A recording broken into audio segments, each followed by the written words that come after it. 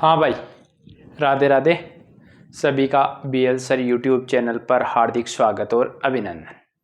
साथियों, अपना third grade जो मेंस है, यानी जिसको आप रेट मेंस के नाम से जानते हो, उसका अपना बैच चल रहा है। उसमें अपन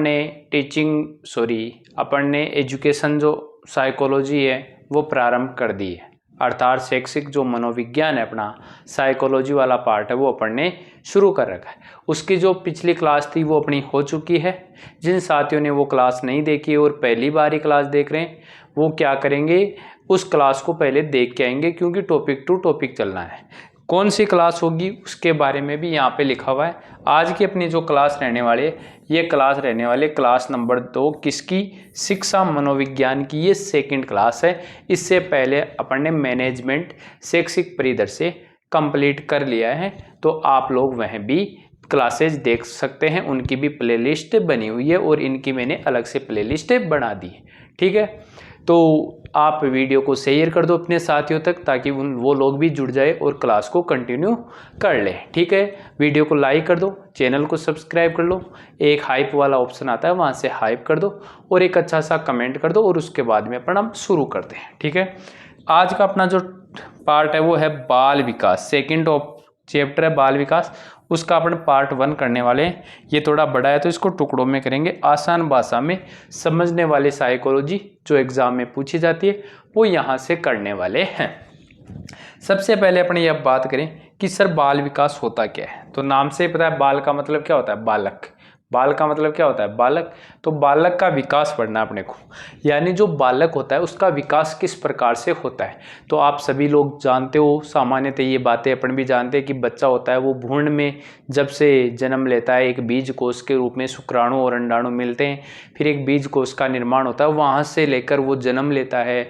उसके बाद में वो शैशवावस्था में रहता है, फिर बाल्यावस्था में आता है, फिर किशोरावस्था में आता है, फिर आगे वृद्धावस्था तक जाता है। इस प्रकार से पूरे जो बालक है उसका अध्ययन करना है।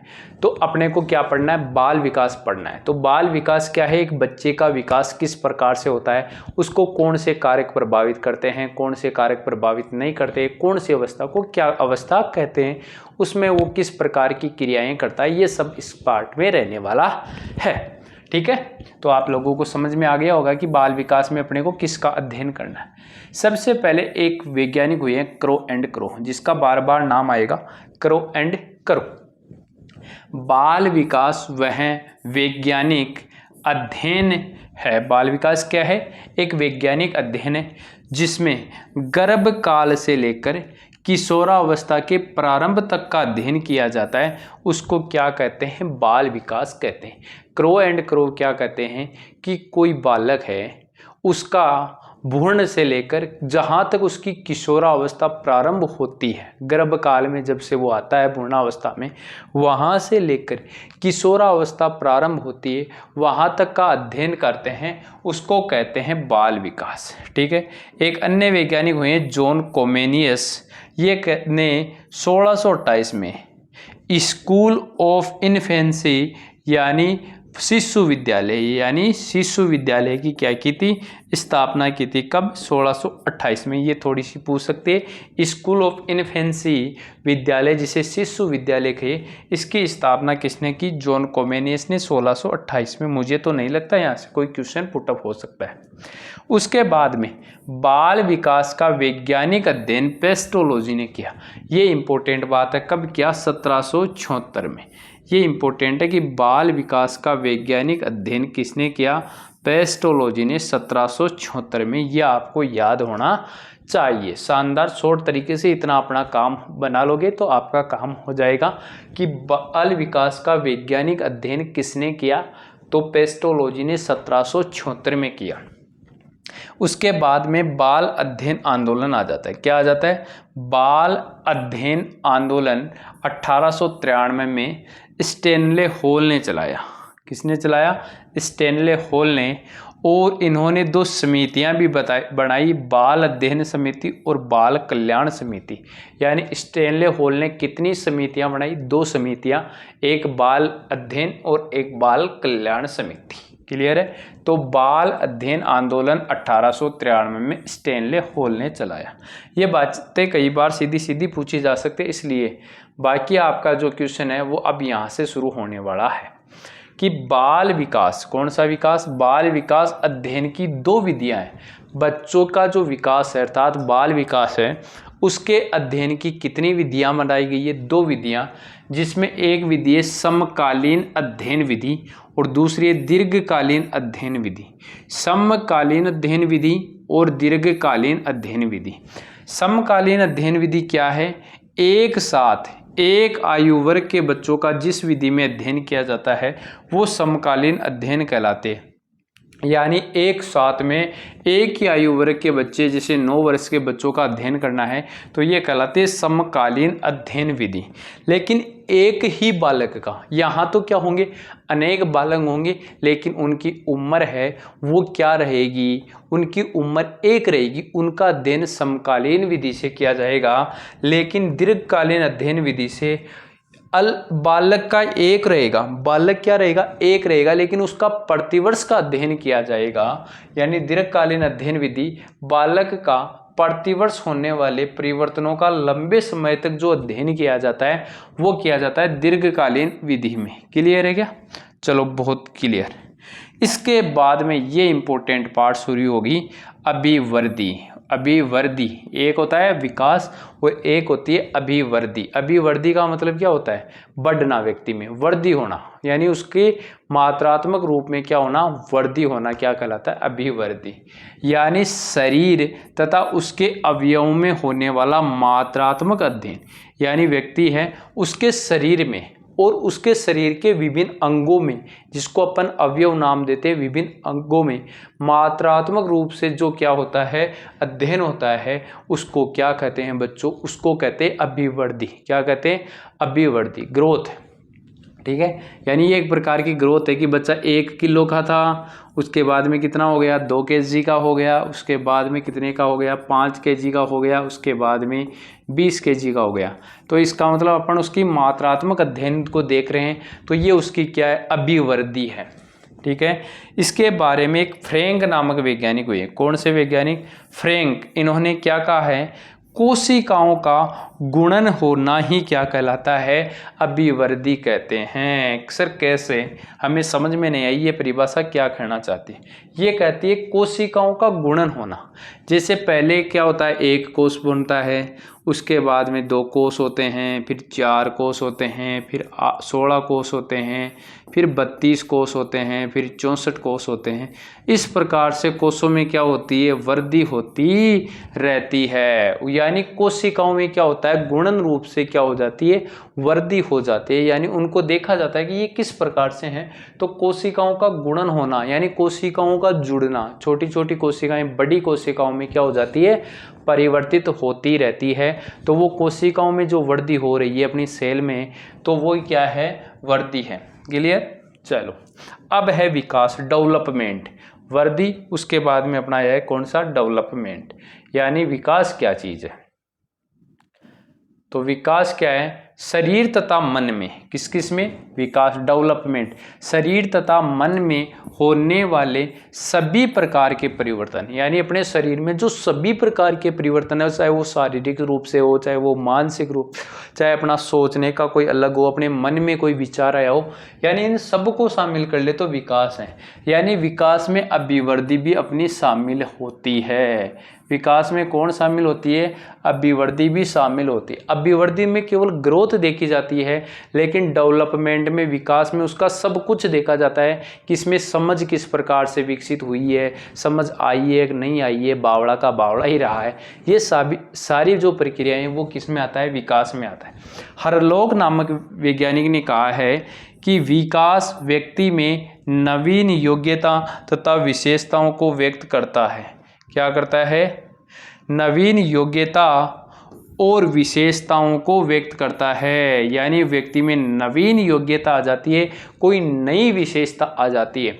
जैसे आज आप मेरे से साइकोलॉजी पढ़ रहे हो, ठीक है, तो ये पढ़ने के बाद में आप में कुछ ना कुछ परिवर्तन आएगा, यानी आप में नवीनता आएगी, आप में नवीन कोई योग्यता होगी और आप में विशेषताएं भी नई हो जाएगी, यानी आपको साइकोलॉजी समझने का एक नया ढंग समझ में आएगा, तो आप में एक नवीन योग्यता और नवीन विशेषताओं का क्या हुआ है, व्यक्त हुआ है। तो उन्हीं को अपन क्या कहते हैं, विकास। व्यक्ति में नवीन योग्यता और विशेषताओं को क्या करता है, व्यक्त करता है कि व्यक्ति में नवीनता कितनी आई, तो उसका मतलब उसने कितना विकास किया, कितना अपना डेवलपमेंट किया। इसमें क्या क्या शामिल है, इसमें क्या क्या शामिल है, तो इसमें मैंने लिख रखा है कि शामिल है सभी परिवर्तन, चाहे कैसा भी हो, शारीरिक हो, मानसिक हो, आर्थिक परिवर्तन, सारे परिवर्तन, सभी प्रकार की परिपक्वता। व्यक्ति में परिपक्वता आती है, धीरे धीरे उसका विकास होता रहता है।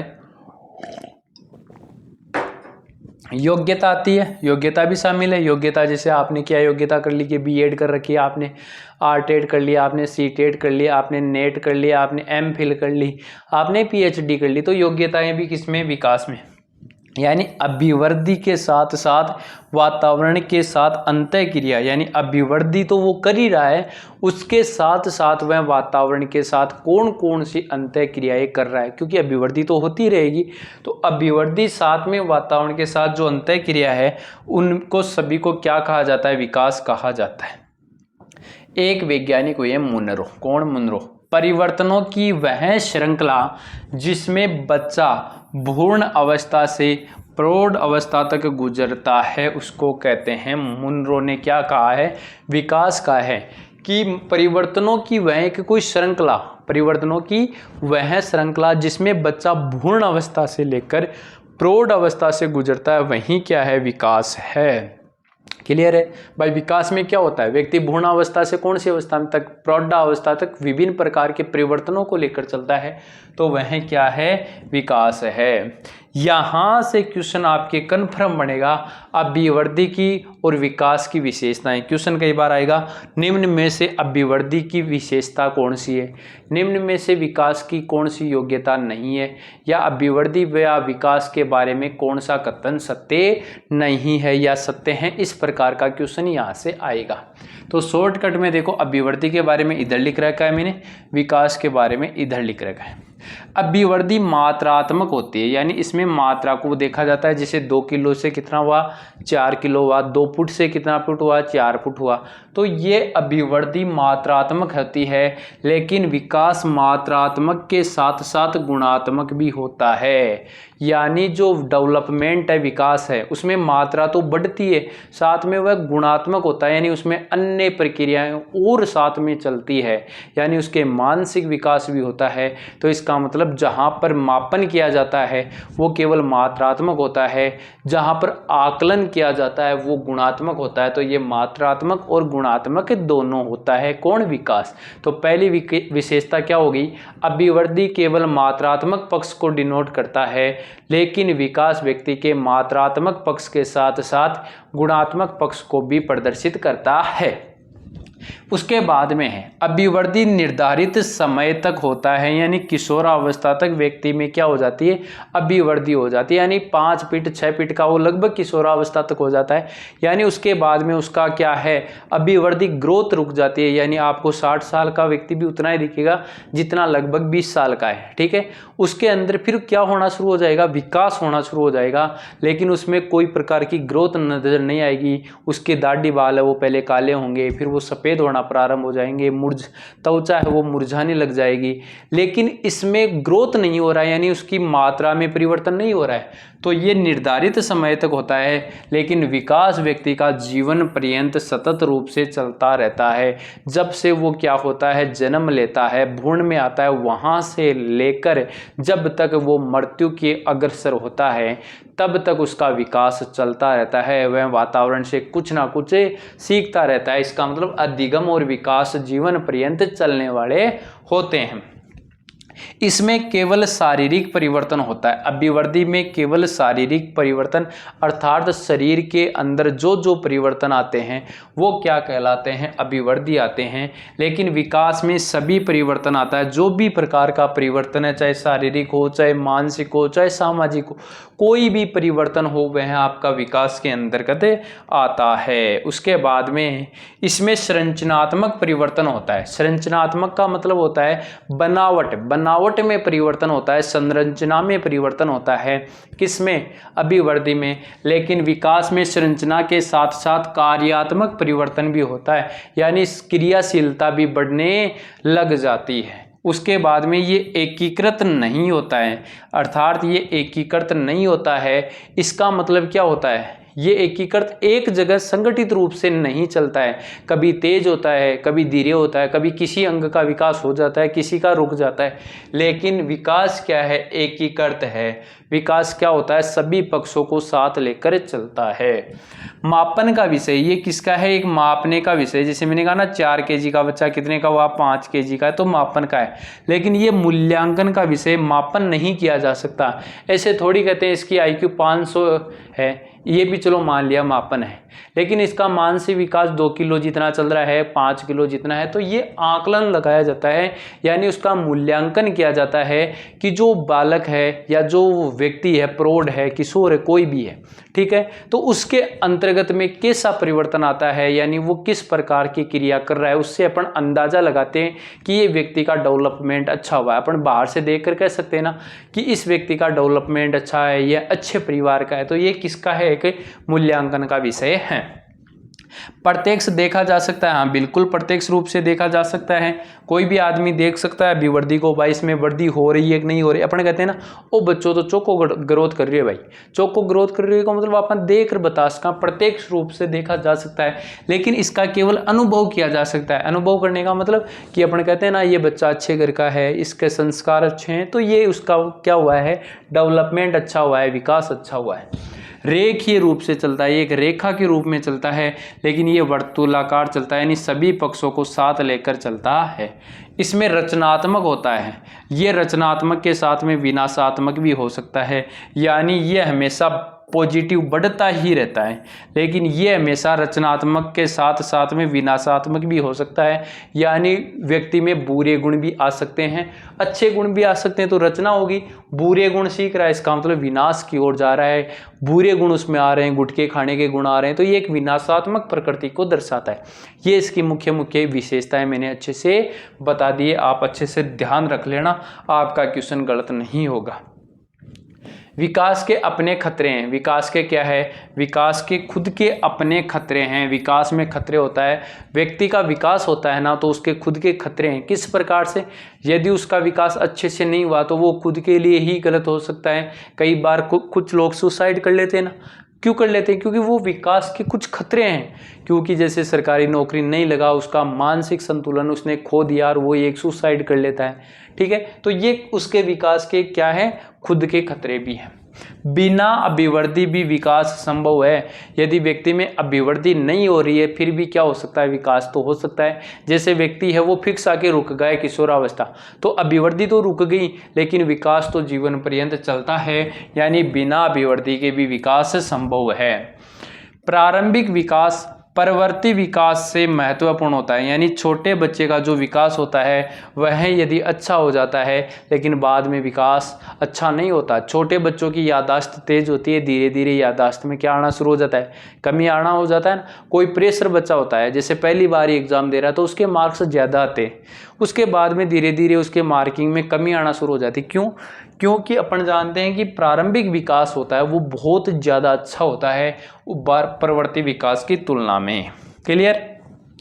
उसके बाद में विकास के सिद्धांत, विकास के सिद्धांत में एक है सतत विकास का सिद्धांत, अर्थात विकास सतत रूप से चलता रहता है, कंटिन्यू रूप से विकास चलता है, रुकता नहीं है। स्किनर और वांडूरा तो ये कहता है कि विकास सतत रूप से चलता है, यानी कंटिन्यू रूप से विकास चलता ही रहता है।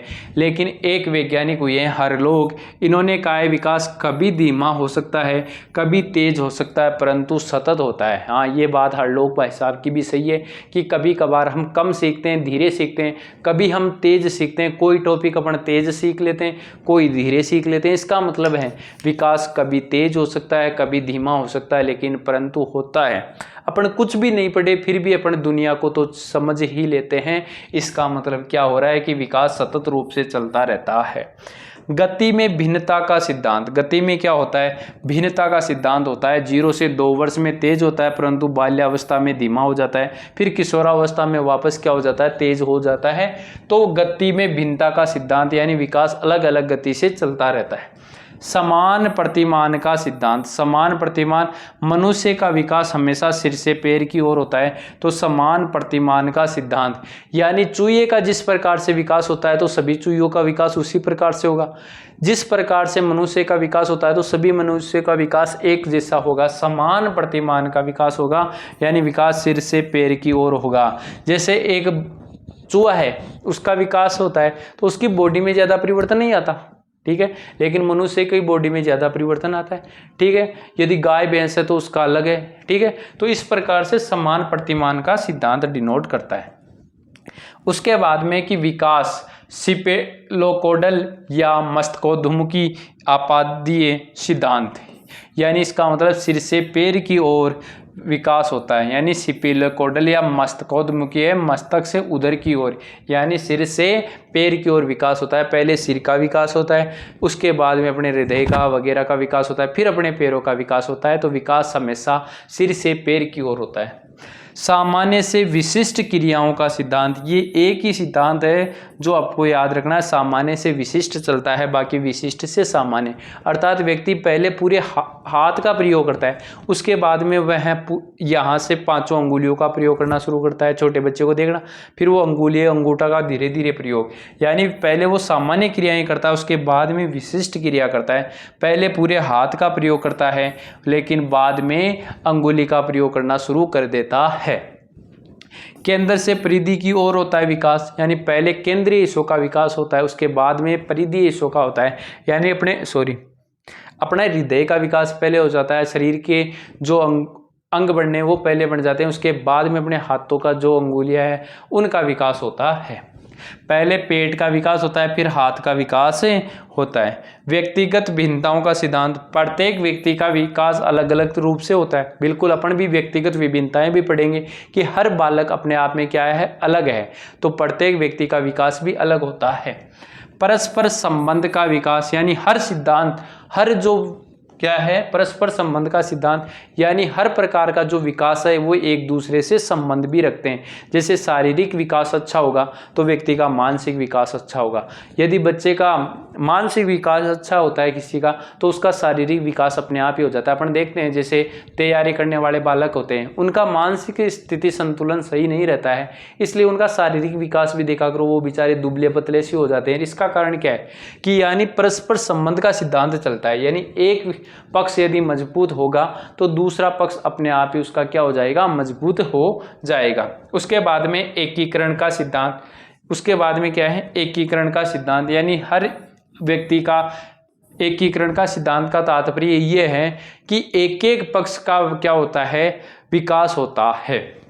उसके बाद में वंशानुक्रम, वातावरण, अंतःक्रिया का सिद्धांत, कि वंशानुक्रम और वातावरण एक दूसरे से क्रिया करके चलते हैं, यानी H गुणा E बराबर क्या होता है, विकास। ये फॉर्मूला बहुत इंपॉर्टेंट है कि वंशानुक्रम गुणा इन्वायरमेंट, यानी वातावरण या पर्यावरण है, वातावरण इक्वल टू क्या होता है, विकास। ये बहुत बार पूछा हुआ है कि विकास होता है वंशानुक्रम और वातावरण का गुणनफल होता है, या फिर ये बात वुडवर्थ ने कही थी। किसने कही थी, वुडवर्थ ने कही थी। गुणनफल होता है, जोड़ नहीं होता, बाकी नहीं होता। उसके बाद में है अधिगम परिपक्वता की अंतःक्रिया। अधिगम और परिपक्वता, व्यक्ति परिपक्वता होता है तो उसमें अधिगम होता है। अधिगम का मतलब होता है सीखना, की अंतःक्रिया, यानी अधिगम और परिपक्वता का गुणनफल भी क्या करता है, आपका विकास कहलाता है। पूर्वानुमेय यानी भविष्यवाणी का सिद्धांत, अपन अनुमान लगा सकते हैं कि इस बच्चे का विकास किस प्रकार से होगा, किस प्रकार से नहीं होगा।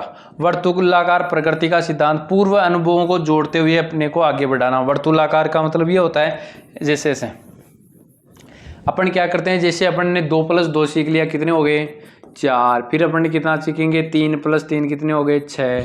ऐसे ही अपन है ना, जो पीछे सीखी हुई चीजें उनका आगे प्रयोग करना, यानी 2 और 2 को फिर अपन गुणा में यूज लेते हैं, जोड़ को भाग में ले लिया, गुणा में काम में ले लिया।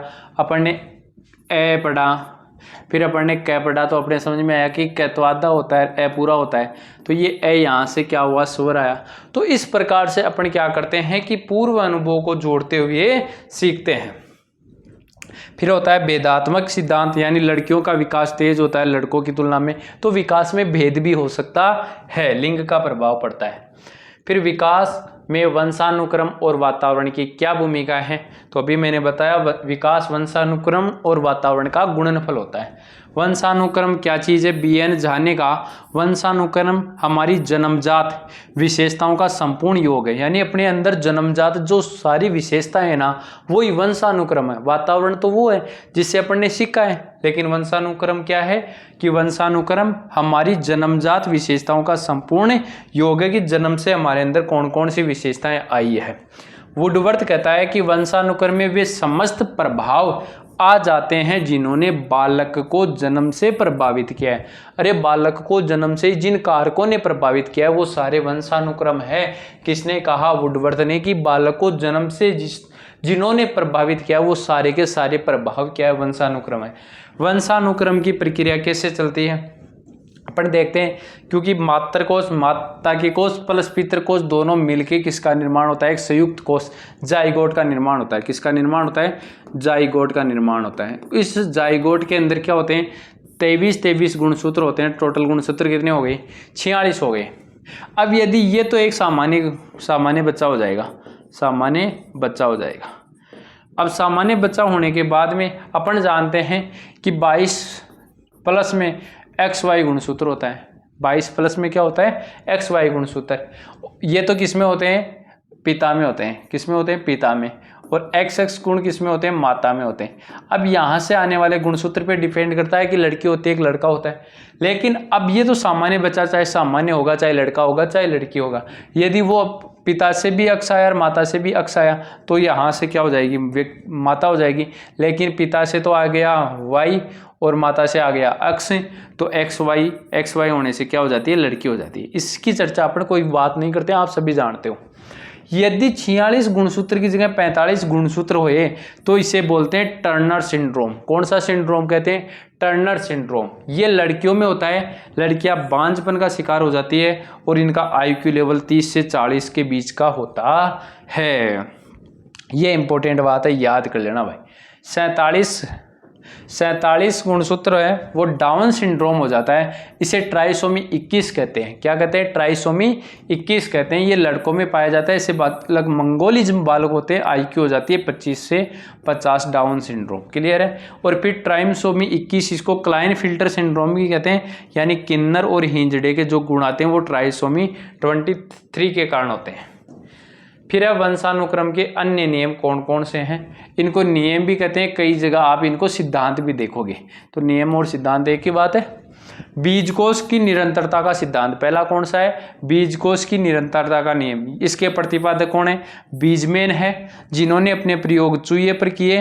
बीजकोश लगातार चलता ही रहता है। बीजकोश कभी भी क्या नहीं होते, समाप्त नहीं होते, एक पीढ़ी से दूसरी पीढ़ी में चलता रहता है। यानी चूहे के चूहा ही होगा और मनुष्य के मनुष्य ही होगा।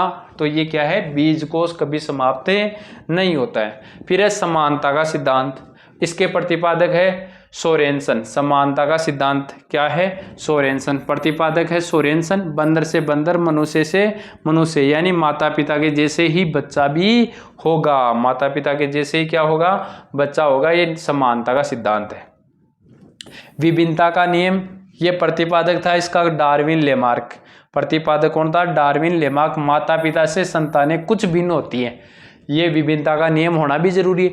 यदि विभिन्नता आएगी ही नहीं, तो फिर क्या होगे, व्यक्ति है उसके अंदर बहुत सारे रोग हो जाएंगे, और रोग हो जाएंगे तो वो अपनी प्रजाति को बचा नहीं पाएगा। साइंस में अपन ये बात जानते हैं। इसका मतलब विभिन्नता का नियम है। ये भी आता है, ये डार्विन लेमार्क ने कहा माता पिता से संतानें कुछ क्या होती है, भिन्न होती है, अलग गुण लेकर आती है। फिर होता है प्रत्यागमन का नियम। प्रत्यागमन का मतलब पीछे लौटना, उल्टा। प्रत्यागमन का मतलब होता है उल्टा, यानी विपरीत गुणों का पाया जाना। जैसे बाबर का पुत्र हुमायूं, यानी माता पिता अच्छे होते हैं और संतानें खराब निकल जाती है। तो इस प्रकार के जो गुण है वो प्रत्यागमन के नियम के कारण आते हैं। फिर होता है अर्जित गुणों का सिद्धांत। प्रतिपादक होता है लेमार्क। माता पिता के अर्जित गुण संतान में आते ही है। जैसे जिराफ की लंबी गर्दन है तो उससे होने वाला संतान है उसके भी लंबे गुण होंगे, माता पिता अच्छे होते हैं तो संतानें भी कुछ अच्छी हो जाती है। तो ये अर्जित गुणों का सिद्धांत भी है।